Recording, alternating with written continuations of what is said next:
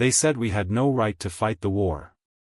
On galaxy charts, Earth was merely a dot on the periphery. We were the newbies, the noisy ones, the careless ones, those who haven't changed enough. Not useful enough, but disciplined enough. The HFY, however, blazed through the. They continued to call us from outside colonies like wildfire. They wanted our suicide squads, our bodies, and our grit. We provided them with our metal, our fire, our suns. Additionally, when the HFY began to target Earth itself, they disappeared. The United conquered reversed course as soon as the HFY dreadnought was the first to infiltrate our system. We pleaded for further help. Nothing arrived. It was too dangerous, they said. Claimed that we weren't worth the expense. They expressed remorse for our predicament and promised to honor our loss when the time came. I listened to the front lines play those messages repeatedly. The final dropships had just departed Mars, returning to Earth with injuries, and the sky. Fire was already bursting from it. I was present when half of the command crumbled. The line of command either ran away or shot themselves. I saw real, decent men. Soldiers, have your guns ready. Not in support of a country or a fleet, but because it was all that was left to do. Grady is my name. Earth Defense Captain. A battalion. What remains of it? Nothing was handed to us. No orbitals, no fleets. Assistance, no materials. Within 2 weeks, the food bags were depleted. 3 rounds of ammunition. Conflicts.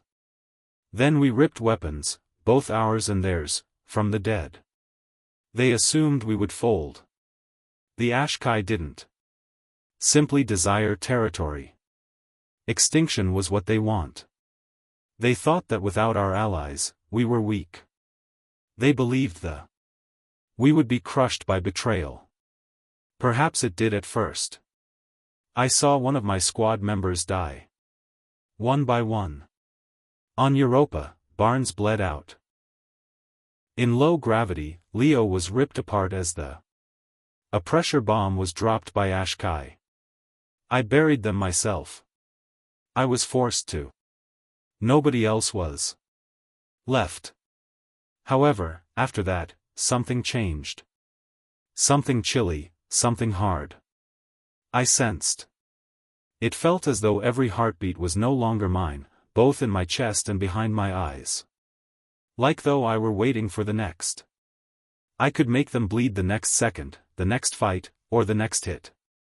At that point, the survivors began to locate one another. Through debris, through quiet. They rose from the Earth's craters to the remains of Mars, not because someone provided instructions, but only because no one else would.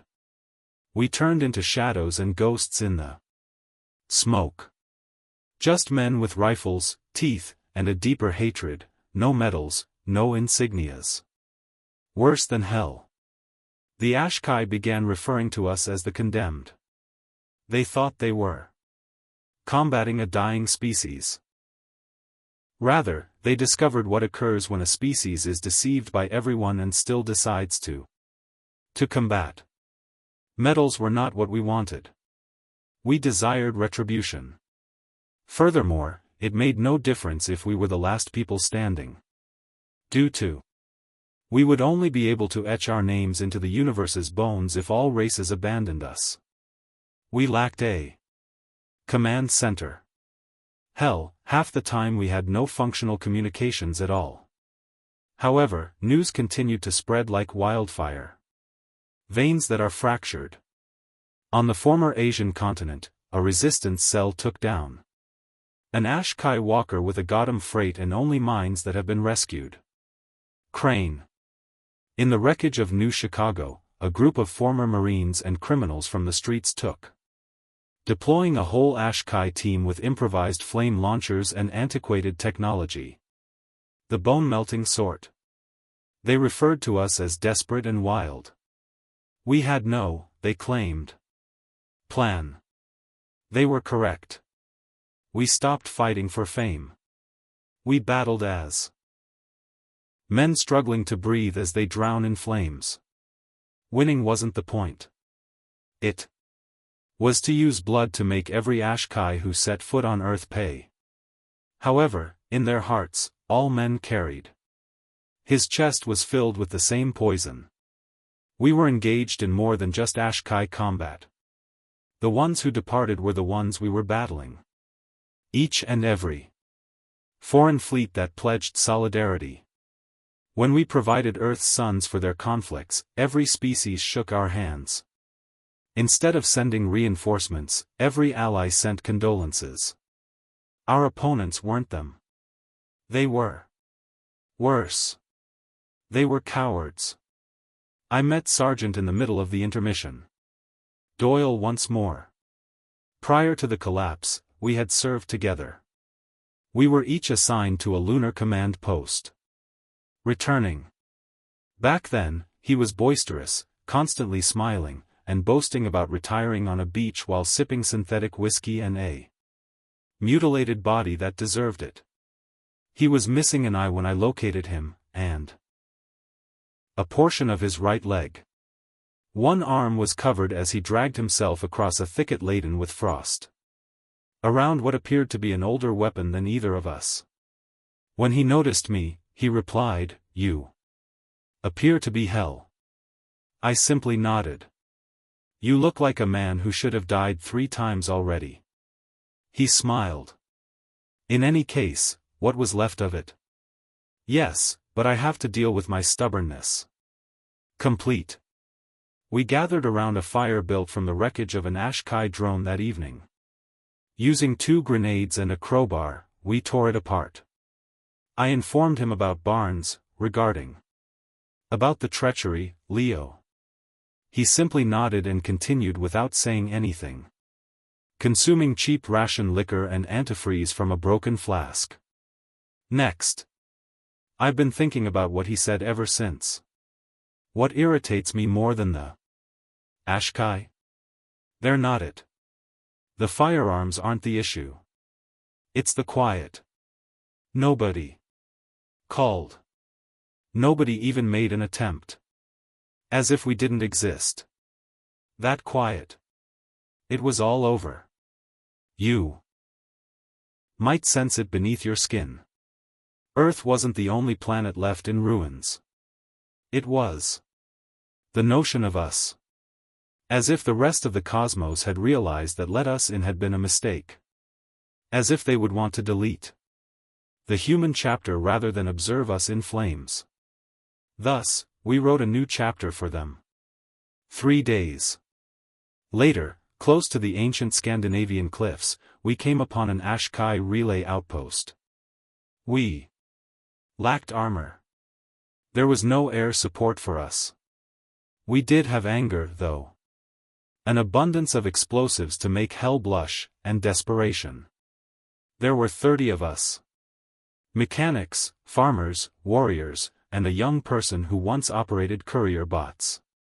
His name was Rick. Is 17 years old, slender, and yet too young to be seen carrying a firearm.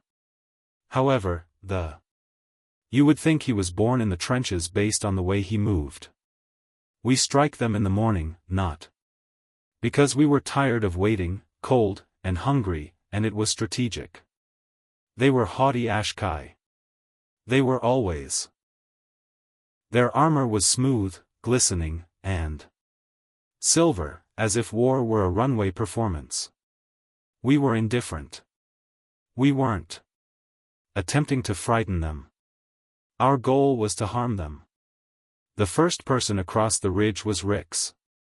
Tossed a satchel charge with such force that shattered the atmosphere. Then he let out a scream. Just a sound, no words.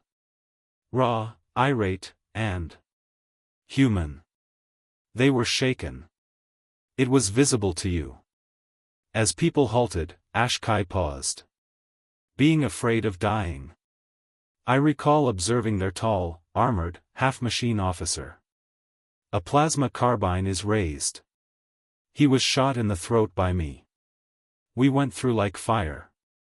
That station. Blades to soft joints, shotguns in close proximity, grenades and vents. Quarters. Doyle used a makeshift weapon to light the power core despite taking 3 gunshots. Charge created from melted nails and drone cores. The blast leveled the station. 12 of us left. Rix didn't. They apprehended him using a. He was cooked from the inside out by shock lance. His body gave a puppet-like lurch before he fell to the